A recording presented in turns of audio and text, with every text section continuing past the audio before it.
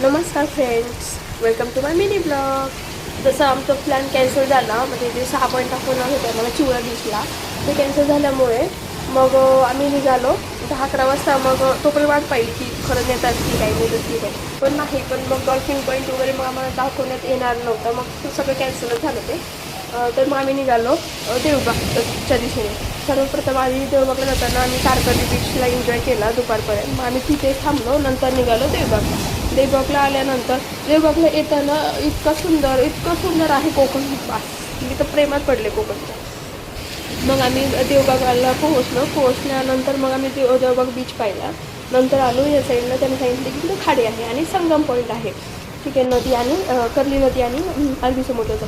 मग आम्ही तो हे संगम वगैरे पाहण्यासाठी या साईडने आलो. ठीक आहे, मग तिथे आल्यानंतर आम्हाला काका भेटले. ते काका बोलले तुम्हाला 9 पॉईंट दाखवतो, येणार का? तर आम्ही कशाचं तुम्ही म्हणजे कशापासून मी तर वेळ नाही घालवला. लगेच काकांना म्हटलं हो मला यायचं, मला हे 9 पॉईंट पाहिजे. तर मग आम्ही मस्त काकाने बोट आणली, बोटमध्ये बसलो. बोटमध्ये तसं बसलो, अरे ते खालीवर तिथं थोडीशी लाट येत होती खालीवर. असली भीती वाटत होती, पण आम्ही जॉकेट घेतल्यामुळे काही एवढी भीती नव्हती. पण मस्त एन्जॉय करत करत आम्ही निघालो. निघताना पहिला त्यांनी पॉईंट दाखवला मला, ते भोगवे बीच वगैरे दाखवलं. आणि त्याच्या साईडलाच त्यांनी सांगितलं की तिथे श्वास मूवीचा शूटिंग झालेली आहे.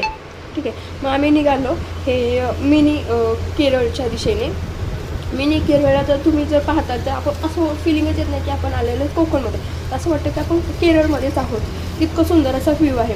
पण तिथं असं झालं की त्यांनी घोरपड दाखवले, पण मला ती काही घोरपड दिसायला साईड मी छोटीशी घोरपड होती. सगळ्यांना दिसली, मला दिसत नव्हती. मग काकांनी ते काय केलं, जे भैयाच होता तो, त्याने असं फिरवली बोट. आणि मग मला ते दाखवण्याचा त्यांनी प्रयत्न केला. मग मला मग फायनली मला ती घोरपड दिसली. आणि मग आम्ही पुढच्या दिशेने निघालो. हे पाहू शकतो तुम्ही व्हिडिओमध्ये, किती सुंदर असा व्ह्यू आहे हे मिनी केरळचा. जमलंच तर मी स्पेशल फक्त मिनी केरळवर व्हिडिओ बनवेल, जर माझ्याकडे त्याची म्हणजे क्लिप असेल तर. आता लक्षात येत नाही आहे माझ्या आहे की नाही.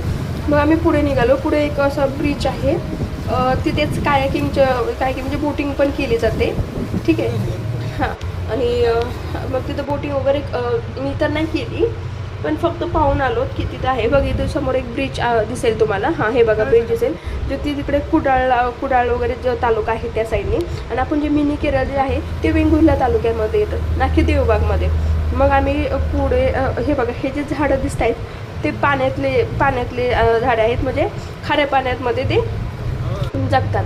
ठीक आहे, मग नंतर आम्ही सुनामी आयलँड पाहिलं आणि खेकडं पॉईंट पाहिला आणि परत आमच्या पॉईंटला येऊन थांबलो. थँक्यू.